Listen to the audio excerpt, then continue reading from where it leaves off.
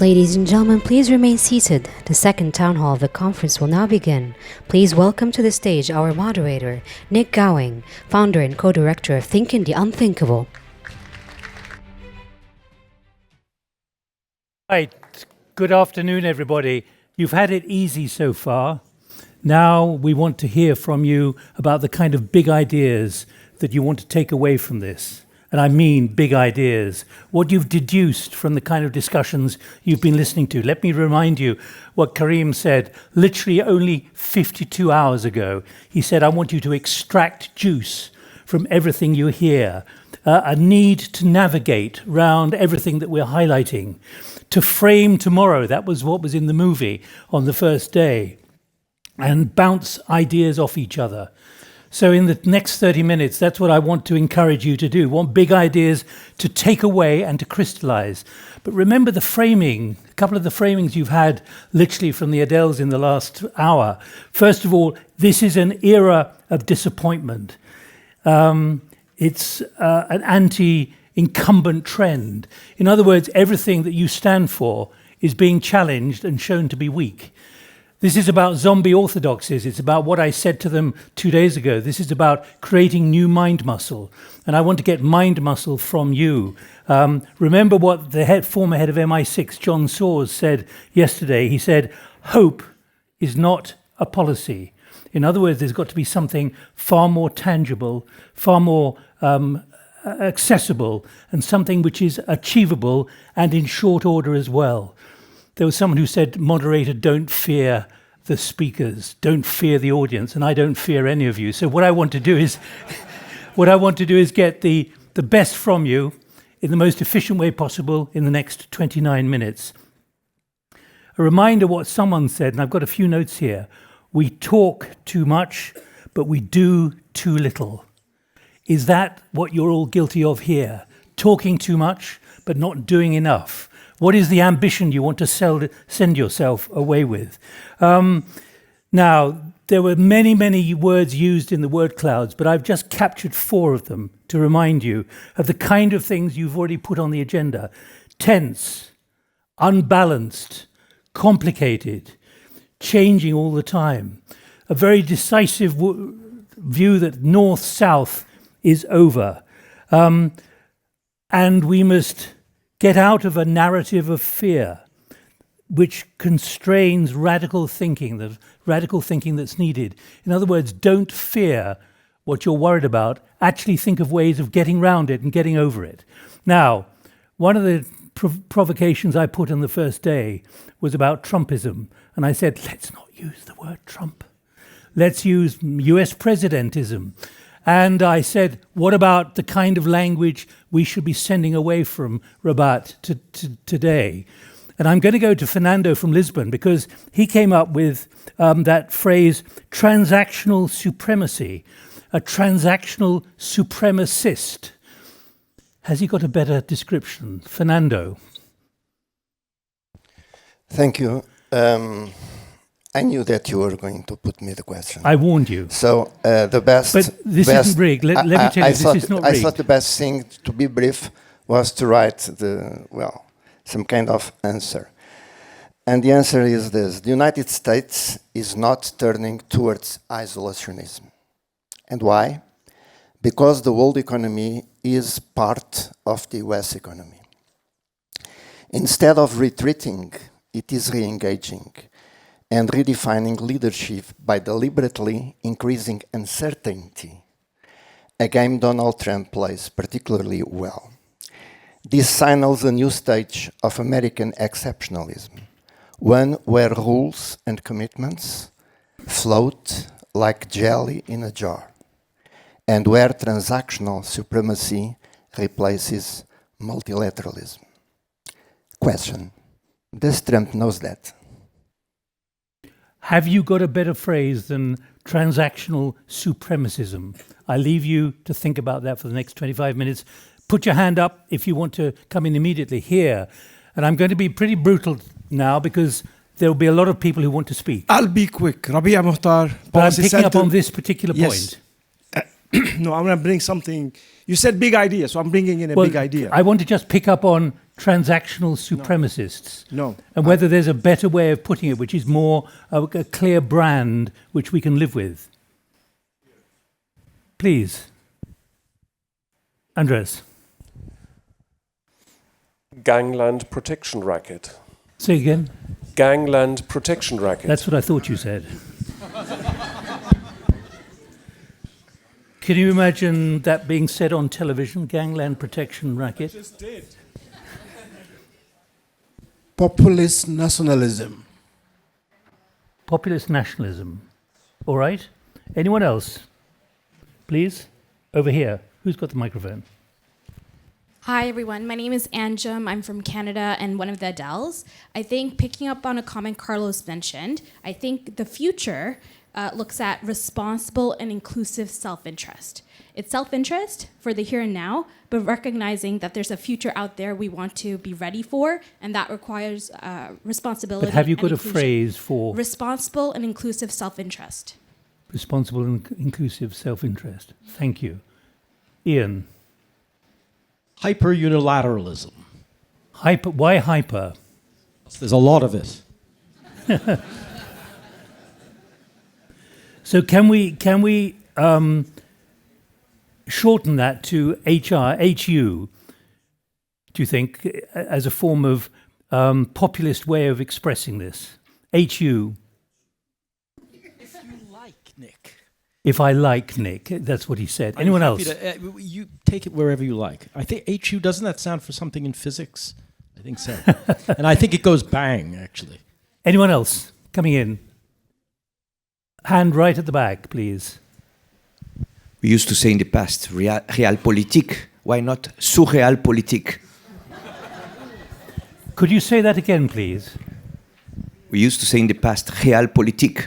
Perhaps we are arriving in the time of surrealpolitik. Surreal politics. Okay, politique. Voila. Please. Political narcissism. A lot of people can't spell narcissism. No, I'm serious, because this has got to have a catchy phrase.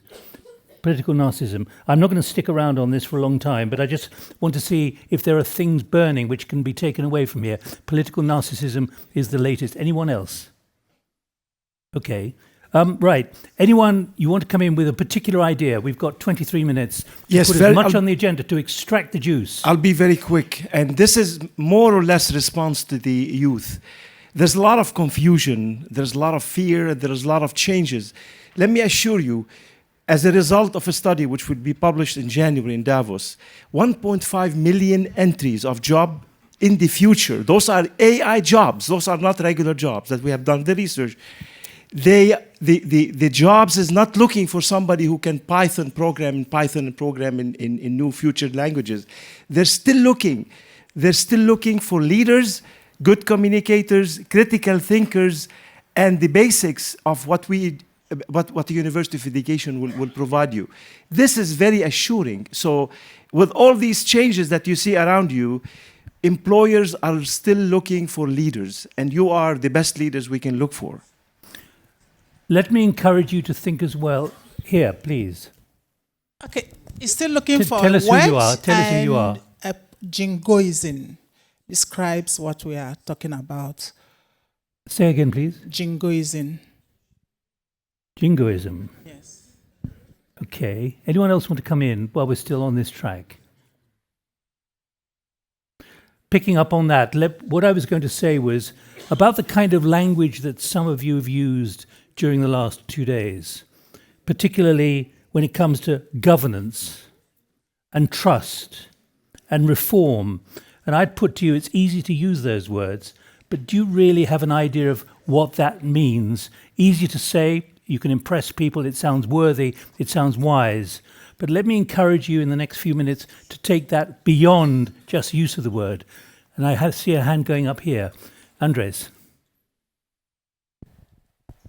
Naked self-enrichment.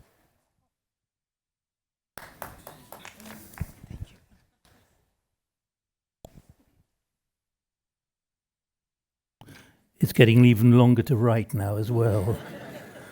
This isn't going to go down well on television captions. Let me just go back to those words governance, trust, and reform. Easy for you all to use that in the last few days. But what do you really mean by that? What more needs to be done to overcome what we heard from the Adels, and I repeat that, an era of disappointment, an anti-incumbent trend? Marcus, microphone here. Anyone else coming in? And over there, please. I think, Nick, that the greatest challenge we face is certainly the double standard that we have adopted for everything. Previously, we had a panel discussing about Russia, China, and the ways they were doing and interfering in elections and all that. But we never discussed about the things that we were doing in that process, like promising $20 billion to Argentina if they voted a certain way. So that is the double standard that we see. And unless we get it out of the way, we run the risk of repeating the same challenges of the past. And another thing that I think was not emphasized is that we really have to solve three major problems that we always have. Education, in Africa they have a high number of students going to school, but the literacy rate, what they call functional illiteracy, is very high, not only in Africa, in Brazil and all that. So we have to take care of the basics. And sometimes that's what I think it is, the major problem. So double standards and go back to the basics. And I think that's a very good start. Have you got a solution to anything you've just raised? I think I do. But I'll write in a paper. Can you summarize the executive summary? I do. Okay. I think that the issue of double standards is that we need to understand that all stories have two sides. And unless we start looking for both sides, we just stick with one narrative, then we have to change that. So I think that's the first thing. And the second, on education, security, and stability, those are three lessons that we need to go into the very basic. Is our education producing good professionals for the future? Because one thing that we should not be pessimist about the future is that if the world changes, we will need to rebuild everything. We'll need to get new roads. We need to change the whole thing. So we need a very good base. Thank you. So why have we failed when we had such an opportunity? Do you think we have failed? Of course we have failed. That's what I believed. We had such opportunity to organize and to bring things that are obviously, I don't want to say technically correct, but simply organizationally correct. We could have done it. All right, we heard Karim. Karim said 2 days ago, we're psychoanalytically in the wrong place. So there is something wrong with our minds. How can the United States fall apart like we see it? And then the alliances, the UN, or everything that we have tried to build is falling apart, okay? It is falling apart. So what is it that we are going to do? That means that people all over every age, not just the youth, the elder people too, have to think through what we are going to do. Let me challenge you. Are you being over bleak?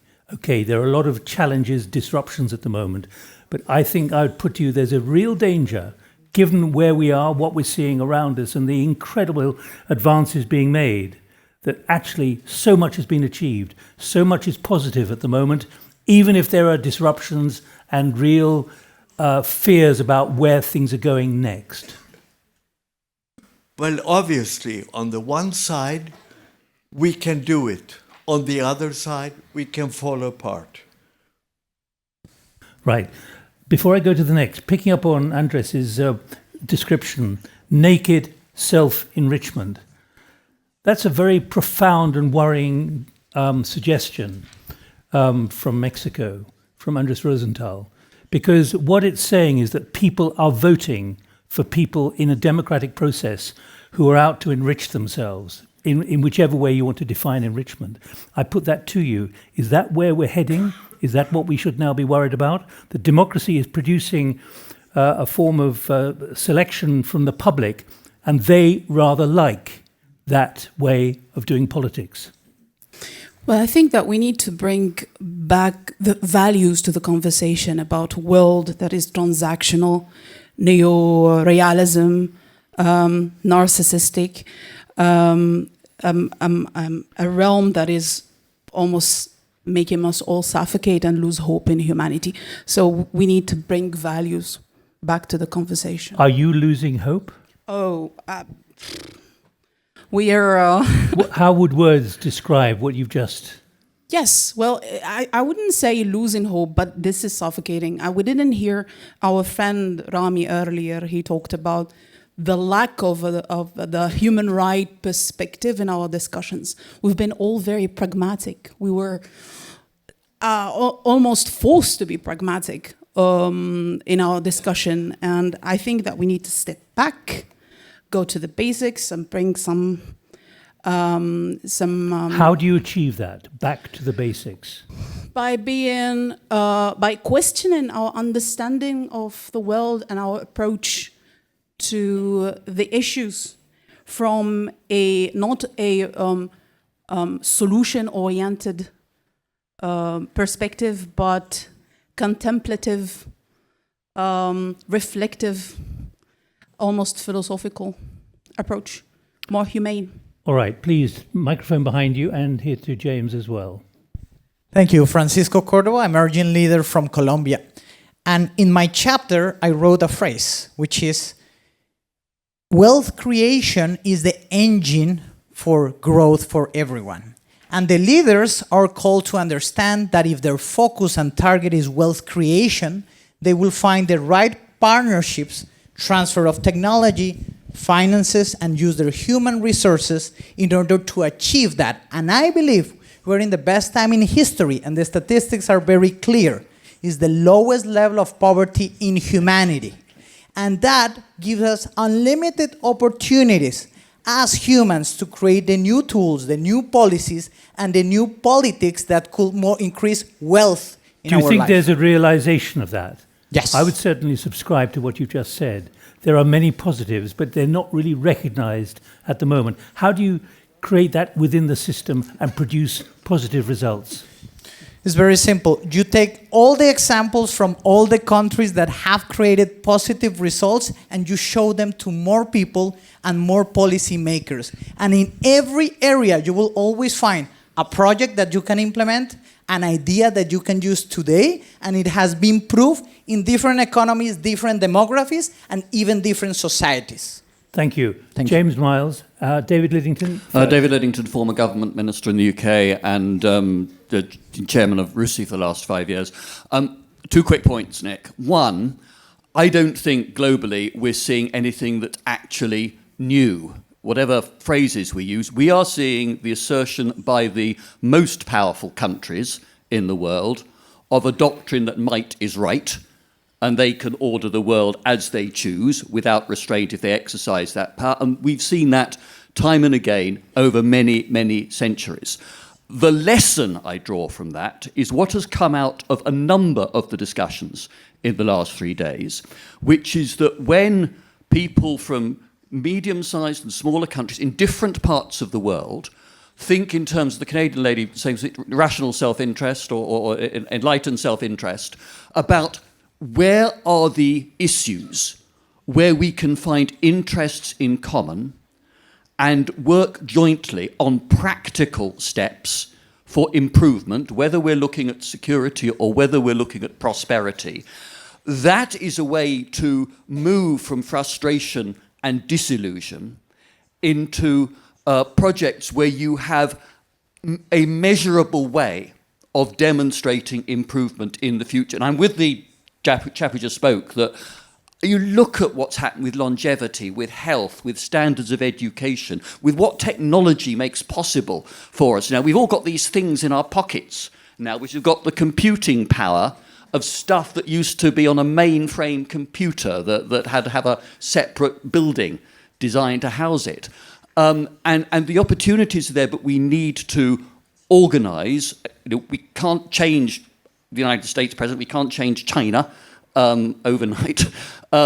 Do what we can as countries that have some common interest. And my plea to the Adele generation, as somebody who's been a candidate in 8 general elections in the UK, is to say, please vote and please organise, whether in existing or new political parties, because something like the EU referendum in the UK, if under 30s had voted in the same proportions as over 60s, the outcome would have been different. Can I just ask you, David, you were Deputy Prime Minister, and you're no longer a serving politician. No. Do you think the political class can actually cope with the enormity of the era of disappointment? I think it is really difficult, and I think some of the changes in technology that we've seen are making it more difficult to get good people into democratic politics.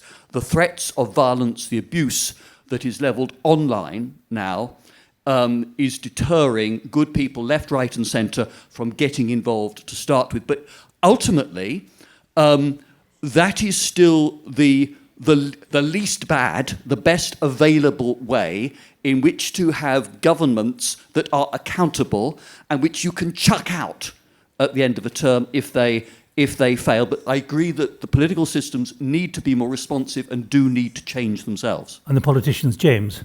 Thank you. Thank you, Nick. I very much agree with with David on his point that this is nothing new, right? Self-interest and greed and might is right. These are some of the oldest concepts in the world. I'd also agree with the alumni Adele who spoke before him from Colombia that yes, we are living in a time of unregistered prosperity that has existed in human history, although actually that has begun to slightly decline.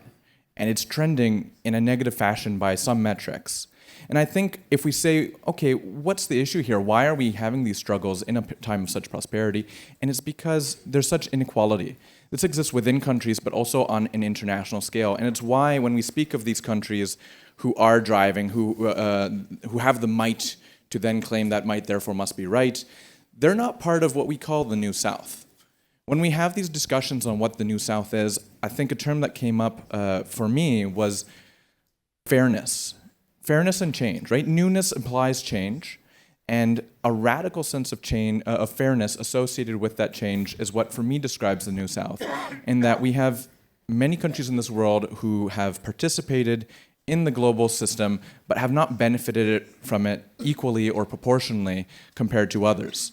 Now, for me, that's the New South, is countries who are seeing that the system has not benefited them equally or fairly and are seeking to change the system in order to address that. And this, I think, will address a lot of the issues that we're facing, where despite having so many resources, we have the ability to feed everybody on the planet, but we're facing massive inequality that's preventing us to do this. And on a domestic level, I think voter reform. Thank you. 2 other issues. We've got 8 minutes to run. Multilateralism, which I heard during the Adele's feature session as minilateralism as well. The fragmenting of multilateralism. Anyone want to come up with a very big idea on that? I'm coming to you in a moment. Anyone want to come up on a big idea on that? And secondly, on polarity. And thirdly, living with what someone described as technological savagery. Technological savagery. We've got 8 minutes. Stephanie Miley, I just wanted to highlight 3 critical issues that were raised by our young leaders. First, to your point that you will inherit the greater risk. I think that's a wonderful way to think of it, and it means that we, the older generation, must listen and support you as we're moving forward. Do you think there's a will to do that? I'm a parent of a teenager. Yes, there's a will to do it, I think, because I see what he has to face, and it's frightening for me because the social media, the lack of integration, children are talking to each other through a phone and not face-to-face, and things like that worry me because I do think we need that human connection. So I'm here, you and I together, we're going to start working on that. But I think that there is a will for older people to do that, I hope. To our young colleague from Colombia, absolutely, we have made amazing strides, and we have to remember that and celebrate that. But I think that our colleague over here who mentioned the lack of hope, that is key, because I think without hope, without aspiration, without a belief in the future, none of the other things matter. It doesn't matter that we're at a great point in human history if you, the young leaders of tomorrow, of all of your generation, don't feel there's something you can aspire to, that you have hope for, that you can believe in. So I think it's absolutely critical that we capture that point as well. Who else, please, here? How many other hands are going up? 1, 2, 3. You can do the arithmetic. 4, 5, 6. All right.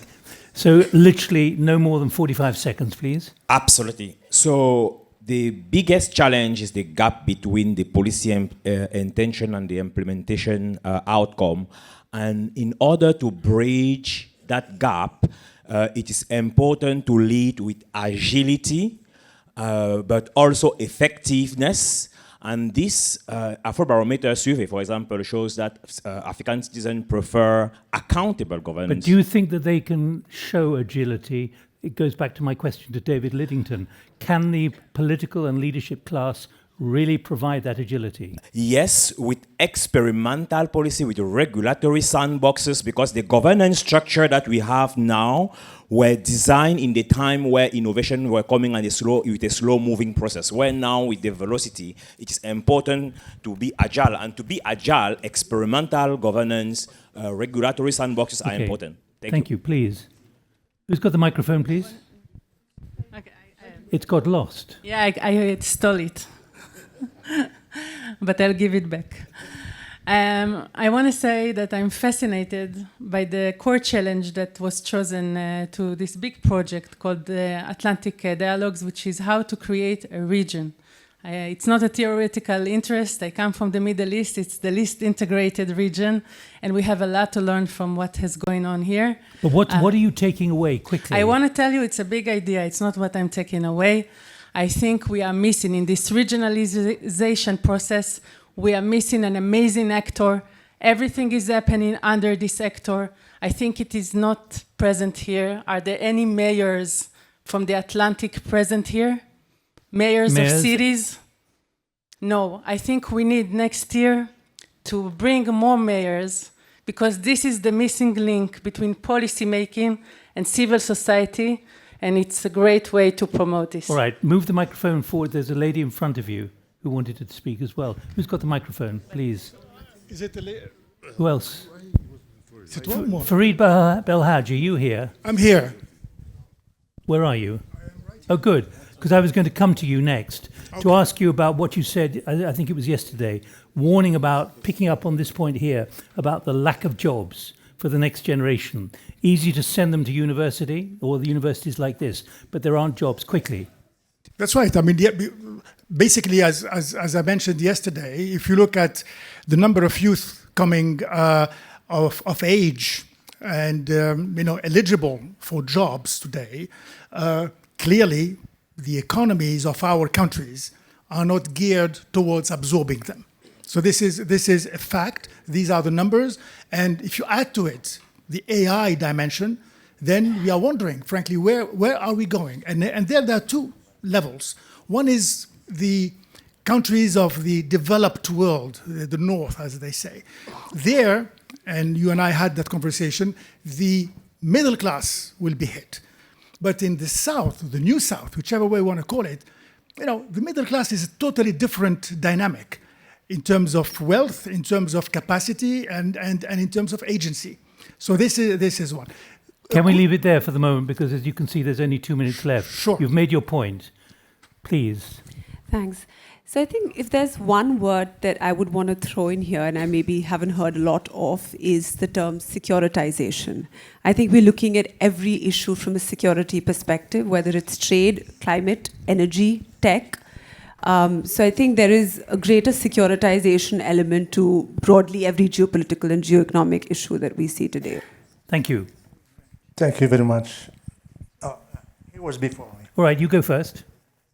Well, what's the Atlantic dialogue without some little provocation? There's been a lot of provocation. Yeah, my provocation I'm looking is- for big provocation. Yeah, my biggest provocation is the weakening of spirituality.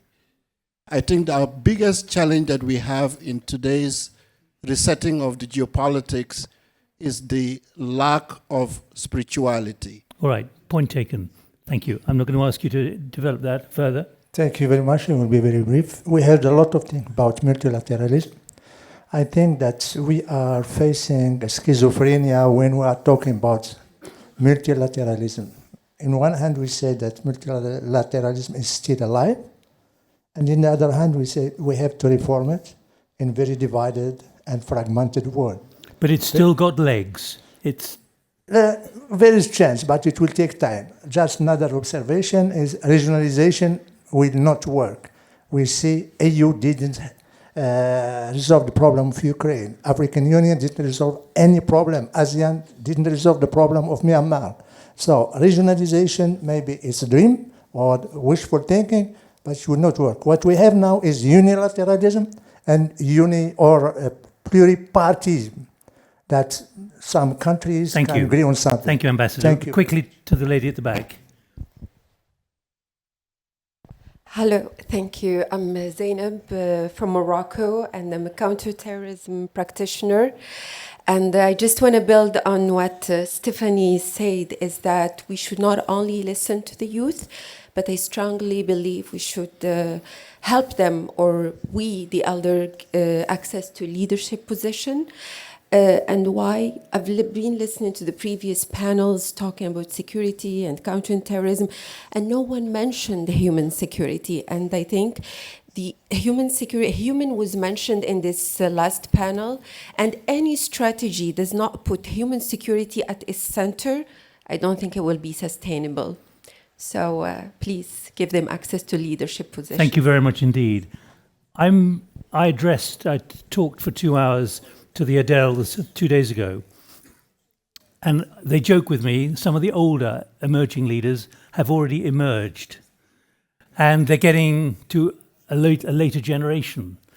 So what is fascinating is seeing the ambitions and the kind of language, the kind of frustrations, which are now being handled by several of them who are here, who are now in their late 30s, early 40s, living with the realities of middle age, or we can joke about that.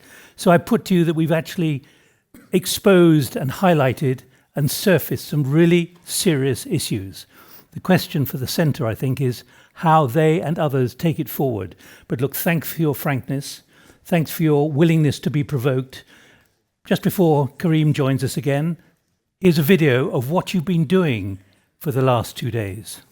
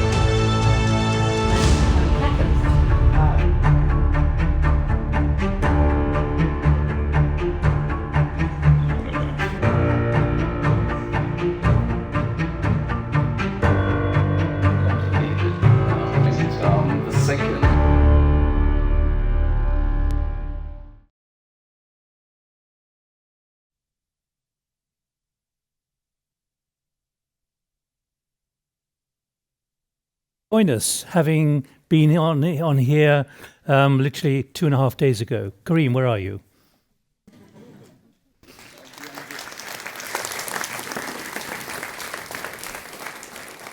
Okay.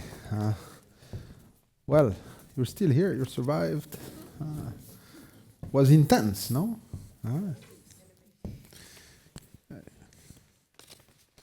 Huh? Intense, dense, but very civil, very polite, reasonable, elegant, courteous. So I would like to congratulate you and to thank you for this spirit. You should be really proud of, this sort of togetherness and sort of, I wouldn't say a symphony yet, but a sort of choreography. So congratulations to all of you.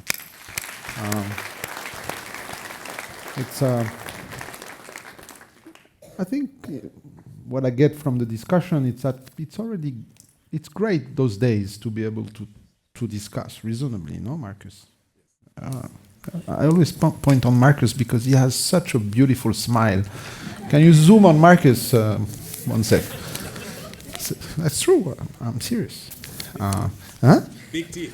No, beautiful smile. Like I want to hug you, kind of. So, well, thanks also to all my colleagues, at the Policy Center, of course, and the volunteers, all the colleagues behind, translators, the coffee place, the food, the press, all of you. Really, a big thank you. This would be possible without you.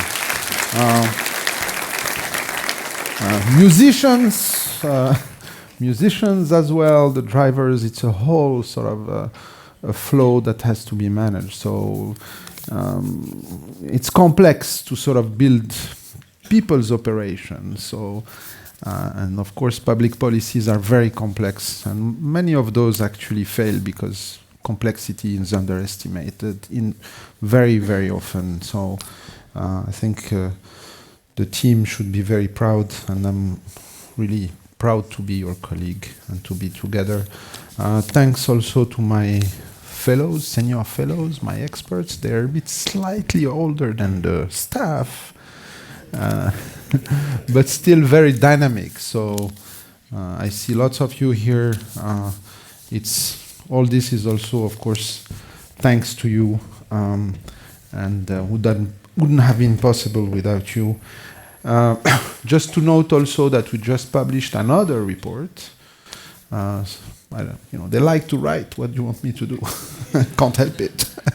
So just a joint production with ISPI and ORF, with whom we have a very dense partnership. It just came out, I think, this morning. And it's called Trend, and it's the 3rd edition. Many contributions there, so please do check it out, and it's free. Most of our books are, for money. The rest is all free. What to tell you? I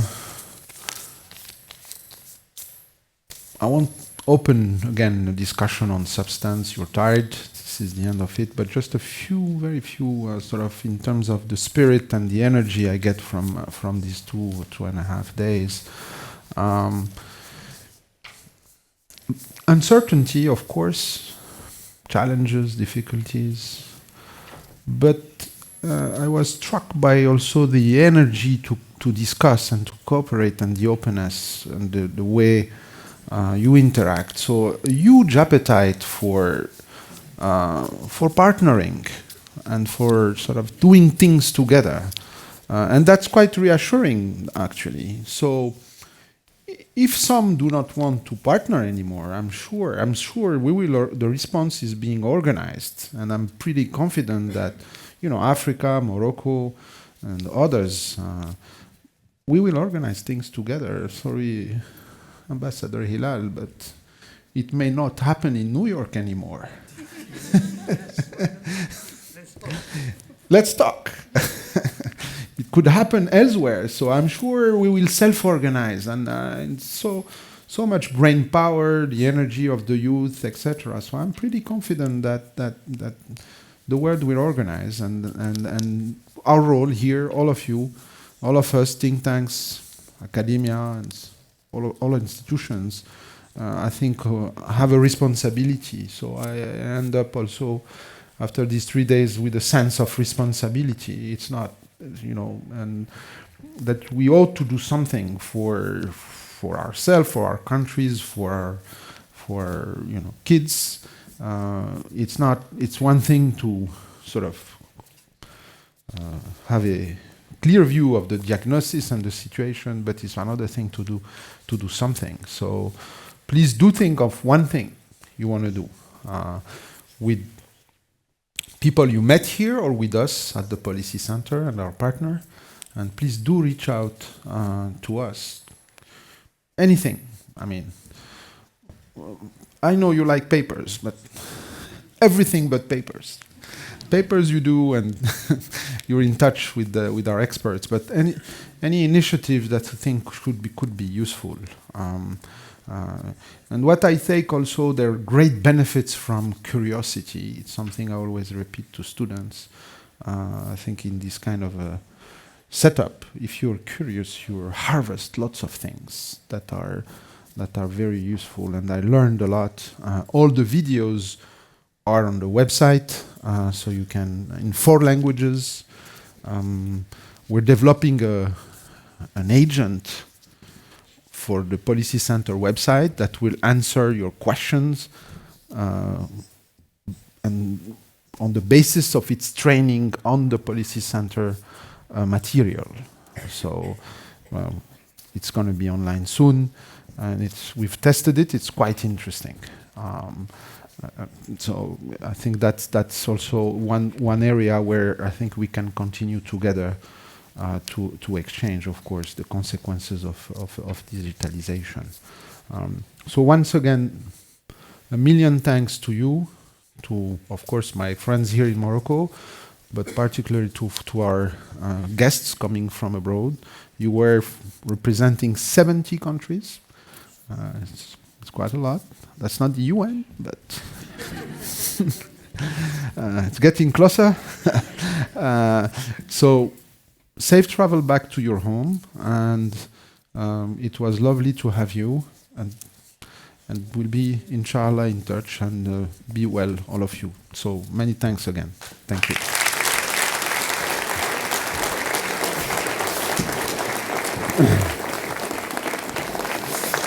Ladies and gentlemen, with this, we conclude the final session of the conference. Voilà. C'est fini.